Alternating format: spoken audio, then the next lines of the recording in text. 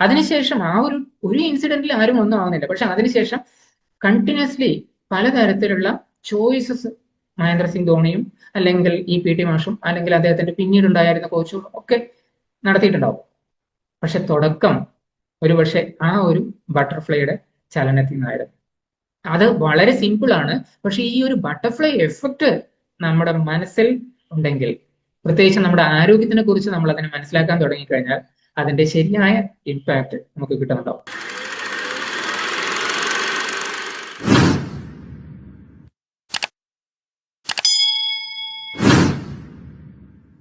നമ്മുടെ ആരോഗ്യത്തിലെ പൂമ്പാറ്റ പ്രതിഭാസം അല്ലെങ്കിൽ ഈ ഒരു ബട്ടർഫ്ലൈ എഫക്റ്റ് എന്താണ് എന്നുള്ളതിനെ കുറിച്ചാണ് ഇന്നത്തെ സെഷൻ. ഇതിനകത്ത് പ്രധാനമായിട്ട് നമ്മളൊരു പക്ഷേ ബട്ടർഫ്ലൈ എഫക്റ്റ് എന്നുള്ള രീതിയിൽ കേട്ടിട്ടുണ്ടാവില്ല. അതുകൊണ്ട് ഞാൻ അതിനെപ്പറ്റി ജസ്റ്റ് ഒന്ന് എക്സ്പ്ലെയിൻ ചെയ്തു തരാം. എഡ്വാർഡ് ലോറൻസ് എന്ന് പറഞ്ഞൊരു മാത്തമെറ്റീഷ്യൻ, അദ്ദേഹം 1960കളുടെ തുടക്കം മുതൽ പറഞ്ഞു വന്നിരുന്ന ഒരു പ്രതിഭാസമാണ് ശരിക്കും പറഞ്ഞു കഴിഞ്ഞാൽ ഈ ബട്ടർഫ്ലൈ എഫക്റ്റ്. ആക്ച്വലി ക്വയോസ് തിയറി എന്ന് പറഞ്ഞാൽ ഒരു തിയറി ഉണ്ടായിരുന്നു. ആ ഒരു തിയറിക്ക് കുറച്ചുകൂടി ഒരു മാനം കണ്ടെത്താൻ വേണ്ടിയിട്ടാണ് ഈ ഒരു ബട്ടർഫ്ലൈ എഫക്റ്റ് എന്ന് പറയുന്നതിനെ അദ്ദേഹം സ്പെസിഫൈ ചെയ്ത് സംസാരിച്ചത്. അദ്ദേഹം ഒരു മാത്തമെറ്റീഷ്യൻ ആണ്. അദ്ദേഹത്തിന്റെ തിയറി ഒരുപാട് അങ്ങ് എല്ലാവർക്കും എന്താ ബോധിച്ചില്ല സത്യത്തില്. ആ തിയറിയുടെ ഒരു സെന്റൻസ് പറയുന്നത് എന്താന്ന് വെച്ച് കഴിഞ്ഞാൽ ഈ ഒരു ബട്ടർഫ്ലൈ എഫക്റ്റ് എന്ന് വെച്ച് കഴിഞ്ഞാൽ ഒരു പക്ഷേ ബ്രസീൽ എന്ന രാജ്യത്ത് നടക്കുന്ന ഒരു പൂമ്പാറ്റയുടെ ചിറകടി കൊണ്ടുണ്ടാവുന്ന കാറ്റിലുള്ള ആ മൃദു ചാലനം അമേരിക്കയിലെ ടെക്സാസ് എന്ന് പറയുന്ന സ്ഥലത്ത് ഒരു വലിയ കൊടുങ്കാറ്റിന് കാരണമായേക്കാം എന്നാണ് തിയറി, അല്ലെങ്കിൽ ഈ ബട്ടർഫ്ലൈ എഫക്റ്റ് സൂചിപ്പിക്കുന്നത്. അത് ശരിക്കും ഇത്രമാത്രം അതിന് എഫക്റ്റ് ഉണ്ടോ എന്ന് ചോദിച്ചു കഴിഞ്ഞാൽ ഇല്ല എന്ന് വേണമെങ്കിൽ പറയാം. എന്നാൽ നമുക്ക് ലോകമഹായുദ്ധത്തിനെ പറ്റി ചെറുതായിട്ടൊന്ന് സംസാരിക്കാം. അതൊരു പക്ഷേ നിങ്ങൾക്ക് ഇതിനെപ്പറ്റി കൃത്യമായിട്ട് മനസ്സിലാവും. രണ്ടാം ലോക മഹായുദ്ധം തുടങ്ങിയത് ഒന്നാം ലോക മഹായുദ്ധം അവസാനിച്ചെടുക്കും. കാരണം ആ സമയത്ത് പിന്നീട് ഹിറ്റ്ലർ വളരെ സ്ട്രോങ് ആവും. അവര് ഹിറ്റ്ലറും മുസോളിനിയും ഒക്കെ മറ്റ് യൂറോപ്യൻ കൺട്രീസിനെ പൂർണ്ണമായിട്ട് അവരുടെ പരിധിയിൽ നിൽക്കില്ല എന്ന് ഉറപ്പിച്ച് ആക്രമിക്കുകയും ചെയ്തതിൻ്റെയാണ് ഒരുപക്ഷെ അങ്ങനെ പറയാൻ പറ്റുന്നത്. ഇത് രണ്ടാം ലോക മഹായുദ്ധം. അതേസമയത്ത് ഒന്നാം ലോക മഹായുദ്ധം സംഭവിച്ചത് എന്തുകൊണ്ടാന്ന് വെച്ച് കഴിഞ്ഞാൽ ഒരുപക്ഷെ ഒരു ഡ്രൈവർ അദ്ദേഹത്തിന്റെ സേനാപതിയെയും കൂട്ടി പോകുന്ന സമയത്ത് വഴി ഒന്ന് തെറ്റിപ്പോയതാണ്. ലെഫ്റ്റിലേക്ക് എടുക്കേണ്ട വഴി റൈറ്റിലേക്ക് എടുത്തു. അങ്ങനെ ആയപ്പോൾ എന്താ സംഭവിച്ചെന്ന് വെച്ച് കഴിഞ്ഞാൽ ഹോസ്പിറ്റലിലേക്ക് എത്തേണ്ട അദ്ദേഹം വേറൊരു കാട്ടുപ്രദേശത്ത് എത്തുകയും അവിടെ അദ്ദേഹം പുറത്തിറങ്ങി അവിടെ നിന്ന് തന്നെ അവിടെ ഉണ്ടായിരുന്ന ഒരാൾ അദ്ദേഹത്തെ വെടിവെച്ചുകൊല്ലുകയും ചെയ്തു. ഇതാണ് അതിന്റെ തുടക്കം എന്ന് പറയുന്നത്. പക്ഷെ ഇതൊരു സീമിംഗ്ലി ഇൻസിഗ്നിഫിക്കന്റ്, അതുപോലെ എത്ര സേനാപതികൾ ഒരുപക്ഷെ പലപ്പോഴായിട്ട് മരിച്ചിട്ടുണ്ടാവും, അല്ലെങ്കിൽ എത്ര വാഹനങ്ങൾ വഴിതെറ്റിപ്പോയിട്ടുണ്ടാവും. സീമിംഗ്ലി ഇൻസിഗ്നിഫിക്കന്റ്, ഒട്ടും പ്രാധാന്യം അല്ലാത്ത അല്ലെങ്കിൽ പ്രാധാന്യം ഉള്ളതെന്ന് തോന്നാത്ത ഒരു കാര്യം, അതിൽ നിന്നാണ് ഒരുപക്ഷെ ലോകമഹായുദ്ധം തുടങ്ങിയത് എന്ന് പറയുന്നത്. ഒന്നാം ലോകമഹായുദ്ധം, അതിനുശേഷം രണ്ടാം ലോകമഹായുദ്ധം, ഒരുപക്ഷെ ഇന്ത്യയുടെ ഇൻഡിപെൻഡൻസ് പോലും അതുമായിട്ട് ബന്ധപ്പെട്ടിട്ടാണെന്ന് നമുക്ക് പറയാൻ പറ്റും. എന്ന് വെച്ച് കഴിഞ്ഞാൽ ഞാനും നിങ്ങളും ഒക്കെ ഇവിടെ ഇരിക്കുന്നത് ഇപ്പോൾ ഇന്ത്യക്ക് സ്വാതന്ത്ര്യം കിട്ടിയത് കൊണ്ടാണെന്നും വേണമെങ്കിൽ പറയാം. ഈ ബട്ടർഫ്ലൈ എഫക്റ്റിനെ ഒന്ന് നമുക്ക് കുറച്ചുകൂടി സിമ്പിൾ ആയിട്ട് കാണാം. ഇന്ത്യയിലെ ക്രിക്കറ്റ് ലോകത്ത് വളരെ പ്രശസ്തനായ ഒരു വ്യക്തിയാണ് മഹേന്ദ്ര സിംഗ് ധോണി. വളരെ വലിയ ഇതിഹാസം എന്ന് പറയാൻ ഒരു പ്രധാനപ്പെട്ട കാരണം 2 പ്രധാനപ്പെട്ട ലോകകപ്പുകൾ ഇന്ത്യയിലേക്ക് കൊണ്ടുവന്ന അദ്ദേഹത്തിന്റെ ക്യാപ്റ്റൻസിയിലാണ്.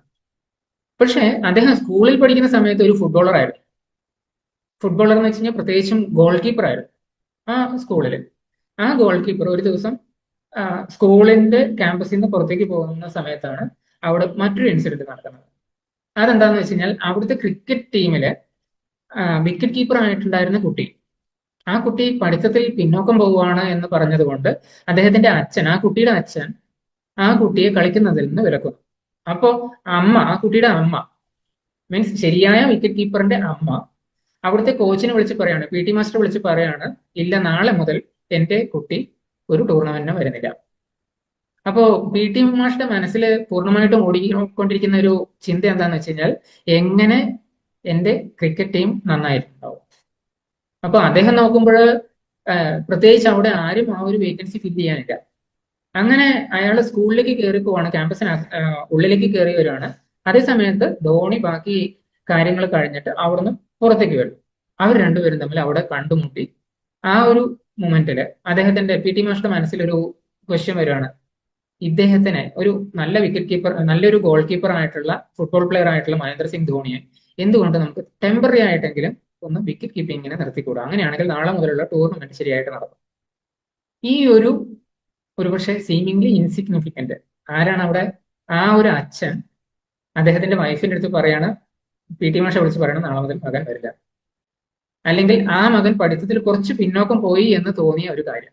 ഇതിൽ നിന്നാണ് ഇന്ത്യയിലെ ഇത്രയും മഹാനായ ഒരു ക്യാപ്റ്റൻ ഉടലെടുത്തതെന്ന് വേണമെങ്കിൽ പറയാം.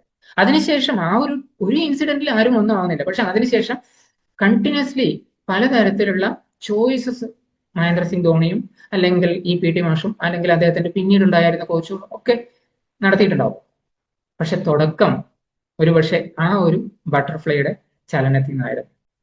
ഇത്തരം കാര്യങ്ങളെ ഈവൻ നമുക്ക് മൂവികളിലും ഒക്കെ കാണാൻ പറ്റും. ഒരുപക്ഷെ കിരീടം, ചെങ്കോൽ പോലെയുള്ള മൂവികൾ കണ്ടിട്ടുണ്ടെങ്കിൽ നിങ്ങൾക്ക് അത് അറിയാൻ പറ്റും. കിരീടത്തില് മോഹൻലാലിന് SI സെലക്ഷൻ കിട്ടിയ സ്ഥലത്തു നിന്നാണ് അദ്ദേഹം ജയിലിലേക്ക് പോകുന്നത്. അതേ സമയത്ത് മഹേഷിന്റെ പ്രതികാരം എന്ന് പറയുന്ന സിനിമയിലും ഇതൊക്കെ ശരിക്കും ഒരു ക്വസ്റ്റ്യൻ, നിനക്ക് നന്നായിട്ടൊന്ന് ഇരുന്ന് പഠിച്ചൂടെ എന്ന് മകനോട് പറയുന്ന ഒരു ചെറിയ ക്വസ്റ്റ്യൻ പോരെ ഒരുപക്ഷെ ആ മകന്റെ ജീവിതത്തിൽ വലിയ മാറ്റം ഉണ്ടാവാൻ. അല്ലെങ്കിൽ നീ തോറ്റു തൊപ്പിയിടും എന്ന് പറയുന്ന ഒരു ചോദ്യം പോലെ. ആക്ച്വലി ഇന്നിപ്പോ നമ്മൾ ഇത് സോഷ്യൽ മീഡിയയുടെ ഇമ്പാക്ട് കുട്ടികളിൽ ഒരുപാട് കാണുന്നുണ്ടാവും. പോസിറ്റീവായിട്ടുണ്ടാവും, നെഗറ്റീവായിട്ടുണ്ടാവും. ബട്ട് ഇതിനെ പോസിറ്റീവായിട്ടാണോ എടുക്കുന്നത്, നെഗറ്റീവായിട്ടാണോ എടുക്കുന്നത്, ഇതിന്റെ തുടക്കം എവിടെ നിന്നായിരുന്നു എന്ന് നമുക്ക് ഐഡന്റിഫൈ ചെയ്യാൻ പറ്റില്ല. അതാണ് സീമിംഗ്ലി ഇൻസിഗ്നിഫിക്കന്റ് എന്ന് പറഞ്ഞാൽ. ആദ്യം അത് നടക്കുന്ന സമയത്ത് നമുക്ക് അത്രയൊന്നും അതിനെപ്പറ്റി പ്രാധാന്യം തോന്നുന്നുണ്ടായിരുന്നില്ല. പക്ഷെ പിന്നീട് അതിന്റെ പ്രാധാന്യം വർദ്ധിച്ചു വരുന്നതായിട്ട് കാണാൻ പറ്റും. ബസ്സിൽ പോകുന്ന ആള്, ഒരുപക്ഷെ ഫ്ലൈറ്റ് പിടിക്കാൻ പോകുന്ന ആള്, ആ ബസ് എത്തിയിട്ട് വേണം ട്രെയിനിൽ കയറാൻ, ട്രെയിൻ അവിടെ സമയത്തിന് എത്തിയിട്ട് വേണം ഫ്ലൈറ്റ് കയറാൻ എന്നൊക്കെയുള്ള ഇതില് ബസ് എന്തെങ്കിലും കാരണം കൊണ്ട് ടയർ പഞ്ചറായി, അല്ലെങ്കിൽ എന്തെങ്കിലും രണ്ട് കാറുകൾ തമ്മിലുള്ള ഒരു ചെറിയ ഒരസൽ വഴിയിൽ വെച്ച് റോഡ് ബ്ലോക്കായി. ആ ഒരസലിന് ശേഷം സംഭവിക്കുന്നത് എവിടെയാണ്? ഒരുപക്ഷെ അയാൾ പോകാനിരുന്ന രാജ്യത്തിലെ ഒരുപക്ഷെ അത്രയും ഇമ്പോർട്ടന്റ് ആയിട്ടുള്ള എന്തെങ്കിലും ഇവന്റിലാണ് അത് ബാധിക്കുന്നുണ്ടാവുക, അല്ലെ? അങ്ങനെ പല സിനിമകളിലും നമുക്കത് കണക്ഷൻ എടുക്കാൻ പറ്റും. നമ്മുടെ ജീവിതത്തിലും കണക്ഷൻ എടുക്കാൻ പറ്റും. അത് വളരെ സിമ്പിൾ ആണ്. പക്ഷെ ഈ ഒരു ബട്ടർഫ്ലൈ എഫക്റ്റ് നമ്മുടെ മനസ്സിൽ ഉണ്ടെങ്കിൽ, പ്രത്യേകിച്ച് നമ്മുടെ ആരോഗ്യത്തിനെ കുറിച്ച് നമ്മൾ അതിനെ മനസ്സിലാക്കാൻ തുടങ്ങിക്കഴിഞ്ഞാൽ അതിന്റെ ശരിയായ ഇമ്പാക്ട് നമുക്ക് കിട്ടുന്നുണ്ടാവും. മുമ്പ് പല സെഷനിലും ഞാൻ ട്രാൻസ്ഫോർമേഷൻ സ്റ്റോറീസും അല്ലെങ്കിൽ നമ്മുടെ ആരോഗ്യത്തിന് വേണ്ടതായിട്ടുള്ള പ്രധാനപ്പെട്ട ചില ശീലങ്ങളെ പറ്റിയൊക്കെ പറഞ്ഞിട്ടുണ്ട്.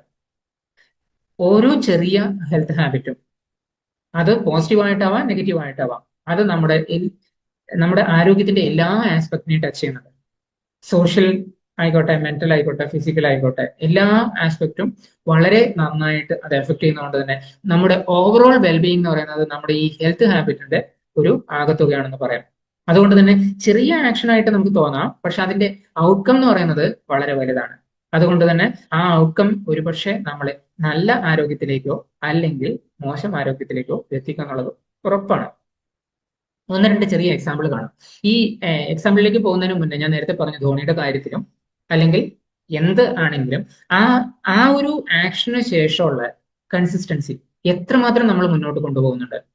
അരിസ്റ്റോട്ടിൽ എന്ന് പറയുന്ന ഫിലോസഫർ ഓൾറെഡി എത്രയോ വർഷങ്ങൾക്ക് മുമ്പേ പറഞ്ഞ ഒരു കാര്യമാണ്, we are what we repeatedly do. നമ്മൾ എന്താണ് വീണ്ടും വീണ്ടും ചെയ്യുന്നത് അതിന്റെ ഒരു ആകത്തുകയാണ് നമ്മൾ ചിന്തിക്കുന്ന രീതി, നമ്മുടെ ആരോഗ്യം, അതുപോലെ തന്നെ നമ്മുടെ ബാക്കി എല്ലാ ശീലങ്ങളും ഒക്കെ അതിന്റെ ഒരു ആകത്തുകയാണ്. അതുകൊണ്ട് തന്നെ നമ്മുടെ ഈവൻ ഫാമിലി, നമ്മുടെ സോഷ്യൽ സർക്കിൾ ഒക്കെ ഇതിന്റെ റിസൾട്ട് ആയിട്ട് നമുക്ക് കാണാൻ പറ്റും. എക്സലൻസ് എന്ന് പറയുന്നത് അത് ഈ ജീവിതത്തിൽ എന്ത് ഫീൽഡിലും ആയിക്കോട്ടെ. അതുകൊണ്ട് തന്നെ അതൊരു സിമ്പിൾ ഒരു പ്രാവശ്യം എക്സാമിന് പോയി വളരെ വലിയ രീതിയിൽ എത്തുന്നതല്ല. അതിന് പകരം അത് ചെറിയ ചെറിയ ഹാബിറ്റിന്റെ ഒരു ഫോർമേഷൻ ആയിട്ട് വേണമെങ്കിൽ എടുക്കാം. ഞാൻ നേരത്തെ പറഞ്ഞു, എഡ്വേർഡ് ലോറൻസ് എന്ന് പറഞ്ഞ വ്യക്തിയാണ് ഈ ഒരു ടേം കോയിൻ ചെയ്തതെന്നും ബട്ടർഫ്ലൈ എഫക്റ്റിനെ ആ ഒരു രീതിയിലേക്ക് കൊണ്ടുവന്നു നോക്കാൻ. പക്ഷെ ഇതിന്റെ ഒരു ചെറിയ എക്സാമ്പിൾ ഞാൻ ഇവിടെ ഇന്ന് സൂചിപ്പിക്കാം. കഴിഞ്ഞ കുറച്ച് ദിവസങ്ങൾക്ക് മുമ്പാണ് എൻട്രൻസിന്റെ റിസൾട്ട് വന്നത്. എൻട്രൻസ് എന്ന് വെച്ച് കഴിഞ്ഞാൽ IIT JEE എൻട്രൻസ്. ഇതില് അവരുടെ പോയിന്റ്സ് അല്ലെങ്കിൽ അവരുടെ മാർക്കിംഗ് വരുന്നത് 99 1 2 3 4 5 6 7 ഡിജിറ്റ് വരെ അവിടെ കൗണ്ട് ചെയ്തിട്ടാണ്. അതുകൊണ്ട് തന്നെ ഈ ലാസ്റ്റ് നമ്പർ 7 ഡിജിറ്റ് 99.9999999 ഈ അവസാനത്തെ 9 ഉള്ളത് 8 ആയിട്ടുണ്ടെങ്കിൽ അവിടെ വലിയൊരു ഗ്യാപ്പാണ് ഉണ്ടാവുക. അപ്പോൾ വെറും ഒരു 99 എന്നുള്ളതിൽ നമ്മൾ 100% കണക്കാക്കാൻ പറ്റില്ല. ഇതേ കാര്യം ഓൾറെഡി പ്രൂവ് ചെയ്തിട്ടുണ്ട്. 1972 നമ്മുടെ മെറ്റീരിയോളജിക്കൽ ഡാറ്റയിലെ ഈ ഡാറ്റയിലെ ഒരു റീഡിങ്, ആ റീഡിങ് 504.123.127 അങ്ങനെ ഒരു ഫിഗർ ആണുള്ളത്. അതിൽ ഈ 127 എന്ന് പറയുന്ന അവസാനത്തെ 6 ഡിജിറ്റിൽ 3 ഡിജിറ്റ് ഒഴിവാക്കിയ സമയത്ത് അത് ക്ലൈമാറ്റിക് വേരിയേഷനിൽ വളരെ വലിയ രീതിയിൽ പ്രൂവ് ചെയ്യാൻ പറ്റിയിട്ടുണ്ട്. അത്രയും വ്യത്യസ്തമായിട്ടുള്ള ക്ലൈമറ്റ് ആണ്.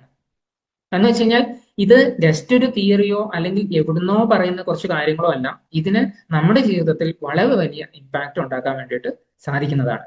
എങ്ങനെയെന്നുള്ളതാണ് ഇനിയിപ്പോൾ നമ്മൾ നോക്കുന്നത്. ചെറിയ ചെറിയ ഹെൽത്ത് ഹാബിറ്റ്. ഇപ്പൊ നമുക്ക് ഒരു പക്ഷേ 20 മിനിറ്റ് നടക്കാം എന്ന് പറയുന്നത്, അതുപോലെ തന്നെ ഈ 20 മിനിറ്റ് നടക്കുമ്പോൾ നമ്മുടെ ബ്ലഡ് സർക്കുലേഷൻ കൂടുന്നുണ്ടാവും, ഓവറോൾ ഇൻസുലിൻ സെൻസിറ്റിവിറ്റി കൂടുന്നുണ്ടാവും, ഉറക്കം നന്നായിട്ട് കിട്ടുന്നുണ്ടാവും, അതുപോലെ തന്നെ നമ്മുടെ മൂഡ് എനർജി ഒക്കെ നന്നായിട്ട് വരുന്നുണ്ടാവും. അതുകൊണ്ട് തന്നെ ഇത് നമ്മുടെ ബോഡി മൂവ്മെന്റ്സ്, അതുപോലെ തന്നെ നമ്മുടെ വിശ്രമം, ശരീരത്തിന്റെ വിശ്രമം, അതുപോലെ നമ്മുടെ മൈൻഡ് സെറ്റ് ഓവറോൾ അതിനൊക്കെ സ്വാധീനിക്കുന്നത് കൊണ്ട് ഇത് നമ്മുടെ ജീൻ ലെവലിലേക്ക് പോലും ആക്ഷൻ എടുക്കുന്നതാണ്, അല്ലെങ്കിൽ അവിടെ മാറ്റം വരുത്താൻ കെൽപ്പുള്ളതാണ് നല്ല ആരോഗ്യത്തിന്റെ ശീലങ്ങൾ. ഈ ഇതില് ഒരു ചെറിയ ഹാബിറ്റ് കഴിഞ്ഞ ദിവസം നമ്മൾ സംസാരിച്ചിട്ടുണ്ടായിരുന്നു, കൂടുതൽ ഫൈബറും വെജിറ്റബിൾസും ഒക്കെ യൂസ് ചെയ്യാന്ന് പറയുന്നത്. ഇത് നമ്മുടെ ഗട്ട് ബാക്ടീരിയയുടെ ആരോഗ്യത്തിന് നല്ലതാണ്. അതുപോലെ തന്നെ ഈ ഗട്ട് ബാക്ടീരിയ നമ്മുടെ ഇൻഫ്ലമേഷൻ കുറയ്ക്കാൻ വേണ്ടി ഹെൽപ്പ് ചെയ്യും. അത് നമ്മുടെ ഇമ്മ്യൂണിറ്റി വർദ്ധിപ്പിക്കാൻ ഹെൽപ്പ് ചെയ്യും. അതുകൊണ്ട് തന്നെ അത് മാത്രമല്ല, നമ്മുടെ ഇമ്മ്യൂണിറ്റി കൂടി നിൽക്കുമ്പോൾ ഈവൻ നമ്മുടെ മെറ്റബോളിക് ഹെൽത്ത്, മെറ്റബോളിക് ആരോഗ്യം വളരെ നല്ല രീതിയിൽ ഉണ്ടാവുകയും ചെയ്യും. ആക്ച്വലി ഈ മെറ്റബോളിക് ആരോഗ്യം ഉണ്ടാകുമ്പോൾ നമ്മൾ എഗെയിൻ നല്ല രീതിയിൽ വെജിറ്റബിൾസും അതുപോലെ തന്നെ ഫൈബറും ഒക്കെ ഉള്ള ഭക്ഷണം കൂടുതൽ കഴിക്കാൻ വേണ്ടിയിട്ട് ആഗ്രഹിക്കുകയും ചെയ്യും. ഓവറോൾ ഇതൊരു വിഷ്യസ് സൈക്കിളാണ്. ഈ ഒരു വിഷ്യസ് സൈക്കിൾ നമ്മുടെ ഹാബിറ്റ് ഫോർമേഷനിലേക്ക് എത്തിക്കും. ഈ ഹാബിറ്റ് നമ്മുടെ ആരോഗ്യത്തിലെ വളരെ സ്ട്രോങ് ആകും. എന്നാൽ ഇത് തന്നെ ഒന്ന് ഇതിന്റെ നെഗറ്റീവ് സൈഡിലേക്ക് പോയി കഴിഞ്ഞാലോ, നമ്മൾ രാത്രിയിൽ കുറെ വൈകി ഉറങ്ങുകയാണ്. ഈ വൈകി ഉറങ്ങുമ്പോൾ ഓട്ടോമാറ്റിക്കലി നമ്മുടെ ഹോർമോണൽ ബാലൻസ് തെറ്റുന്നു. അത് കൂടുതൽ ഷുഗർ ക്രേവിങ്സ് ഉണ്ടാക്കും, വിശപ്പ് ഉണ്ടാക്കും, അല്ലെങ്കിൽ അങ്ങനെ ഒരു തോന്നൽ ഉണ്ടാക്കും. ഈ ക്രേവിങ്സ് നമുക്ക് വെയിറ്റ് ഗെയിൻ ഉണ്ടാക്കാൻ കാരണമാവും. മാത്രമല്ല ഡയബറ്റീസിനുള്ള റിസ്ക്കും അല്ലെങ്കിൽ ഏർലി ഡെത്തിനൊക്കെ ഉള്ള ചാൻസസും അവിടെ ഉണ്ടാവുകയാണ്. ചെറിയൊരു മാറ്റാണ് ഉറക്കം വൈകിക്കുക എന്നുള്ളത്. ആ ഒറ്റ കാരണം കൊണ്ട് നമ്മുടെ ഹോർമോണിൽ അത് എങ്ങനെ ഇമ്പാക്ട് ചെയ്യുമെന്നും അതെങ്ങനെ നമ്മുടെ ഹെൽത്തിനെ എഫക്ട് ചെയ്യുമെന്നും ഉള്ളതാണ് ഇതിൽ പറഞ്ഞത്. ആക്ച്വലി നമ്മുടെ സ്ട്രെസ്, സ്ലീപ്പ്, ഹങ്കർ ഹോർമോൺസ് ആണ് പ്രധാനമായിട്ടും നമ്മുടെ ഈവൻ ക്രേവിങ്സോ അല്ലെങ്കിൽ ആരോഗ്യത്തിന് നമ്മൾ ചെയ്യണമെന്ന് വിചാരിക്കുന്ന പല കാര്യങ്ങളും വേണ്ട എന്ന് നമ്മുടെ ഉള്ളിൽ നിന്ന് വലിക്കാൻ കാരണം. അപ്പൊ അത്തരം ഹോർമോണുകളെ നമുക്ക് എങ്ങനെ കൺട്രോൾ ചെയ്യാൻ പറ്റും? ഈവൻ സ്ട്രെസ്, ഇടയ്ക്കിടയ്ക്ക് സ്ട്രെസ് എടുക്കുന്ന ആളാണെങ്കിൽ ഓട്ടോമാറ്റിക്കലി നമ്മുടെ ഡൈജഷൻ മോശമാവും. ഇത് ഗട്ട് ഇൻഫ്ലമേഷന് കാരണമാവും. എഗെയിൻ ഈ ഡൈജഷനും ഗട്ട് ഇൻഫ്ലമേഷനും കൂടിയിട്ട് ന്യൂട്രിയൻ ലോസിന് കാരണമാവും. ഈ ഓട്ടോമാറ്റിക്കലി നമ്മുടെ എനർജി കുറഞ്ഞിട്ടുണ്ടാവും. ഫാറ്റിക്കും ഇമ്മ്യൂണിറ്റി പ്രശ്നങ്ങളും അതുപോലെ തന്നെ മൂഡ് ചേഞ്ചസും ഒക്കെ പെട്ടെന്ന് വരും. അപ്പോൾ ചെറിയ സ്ട്രെസ് എന്ന് പറഞ്ഞു കഴിഞ്ഞാൽ നമ്മൾ കൂടെ എടുക്കുന്ന സ്ട്രെസ്സിലാണ് ഇവിടെ ഈ ഒരു പ്രശ്നം വന്നതെങ്കിൽ ചെറിയ ചെറിയ സ്ട്രെസ് പോലും നമ്മുടെ ആരോഗ്യത്തിന് വലിയ രീതിയിൽ ഇമ്പാക്ട് ചെയ്യുന്ന കാര്യങ്ങളിലേക്ക് എത്തിക്കാം. സോ ഓവറോൾ നമ്മുടെ ഹോർമോൺസ് ആണ് ഇതിനെ പറ്റിയൊക്കെ ഡിസൈഡ് ചെയ്യുന്നതെന്ന് നമുക്ക് സൂചിപ്പിക്കാം. സോ മോസ്റ്റ്ലി നമ്മുടെ പലതരത്തിലുള്ള ക്രോണിക് ഡിസീസസും അല്ലെങ്കിൽ ലൈഫ് സ്റ്റൈൽ റിലേറ്റഡ് ആയിട്ടുള്ള ഡിസീസസും നോക്കിക്കഴിഞ്ഞാൽ അതൊക്കെ ഒരു ദിവസം കൊണ്ട് പെട്ടെന്ന് വന്നതല്ല. അതൊക്കെ ചെറിയ ചെറിയ കാര്യങ്ങൾ നമ്മൾ റിപ്പീറ്റഡ് ആയിട്ട് ചെയ്തുകൊണ്ട് അത് നമ്മുടെ ആരോഗ്യത്തിനെ ഡിസ്റ്റർബ് ചെയ്തുകൊണ്ട് ഉണ്ടായതാണ്. അതിനുള്ള പല സിഗ്നൽസും പണ്ടേ നമ്മുടെ ശരീരം കാണിച്ചിട്ടുണ്ടാവും. And the same way healing, നമ്മുടെ ശരീരത്തിനെ ഹീൽ ചെയ്യുക അല്ലെങ്കിൽ അതിനെ പൂർണ്ണമായ ആരോഗ്യത്തിലേക്ക് തിരിച്ചു കൊണ്ടുവരിക എന്ന് പറയുന്ന പ്രോഗ്രാമും അതും ചെറിയ ചെറിയ കൺസിസ്റ്റന്റ് ആയിട്ടുള്ള എഫേർട്ട് കൊണ്ടാണ് മുന്നോട്ട് പോവുക. അങ്ങനെയുള്ള കൺസിസ്റ്റന്റ് ആയിട്ടുള്ള കറക്ഷൻസ് നിങ്ങൾക്ക് പറഞ്ഞു തരാൻ അല്ലെങ്കിൽ ആരുടെയെങ്കിലും കൂടെ നിങ്ങൾക്ക് നിന്ന് ചെയ്യാൻ പറ്റുമോ എന്നുള്ളതാണ് തീർച്ചയായിട്ടും ഇവിടെ മാറ്റർ ചെയ്യുന്നത്. അങ്ങനെ ഒരു കാര്യത്തിൽ നിങ്ങൾ റെഡി ആവുമ്പോൾ ഈ ഒരു ചോയ്സസ്, ചെറിയ ചെറിയ കാര്യങ്ങളിൽ നമ്മൾ എടുക്കുന്ന ചോയ്സസ് തീർച്ചയായിട്ടും നമ്മുടെ ആരോഗ്യത്തിന്റെ നല്ല കല്ലുകളെ സേവ് ചെയ്യും, അല്ലെങ്കിൽ അത് അവിടെ ഉറപ്പിക്കും. അത് പോസിറ്റീവ്ലി ആണെങ്കിലും നെഗറ്റീവ്ലി ആണെങ്കിലും നമുക്കതിനെ കാണാം. സോ ഈ വിഷ്യസ് സൈക്കിളിൽ എന്തൊക്കെയാണ്? ഉറക്കം ഒരുപക്ഷെ നമ്മളെ ഉറക്കം ഡിസ്റ്റർബ് ആക്കി തുടങ്ങിക്കഴിഞ്ഞാൽ പിന്നീട് നമുക്ക് ഉറക്കം കിട്ടാത്ത അവസ്ഥ ഉണ്ടാവും. ഫുഡ് ഹാബിറ്റ്സ് നമ്മൾ മാറി ഈ നല്ല രീതിയിലേക്ക് വന്നു കഴിഞ്ഞാൽ നല്ല ഭക്ഷണങ്ങൾ കഴിക്കാൻ വേണ്ടിയിട്ടുള്ള ആഗ്രഹം കൂടുതലുണ്ടാവും.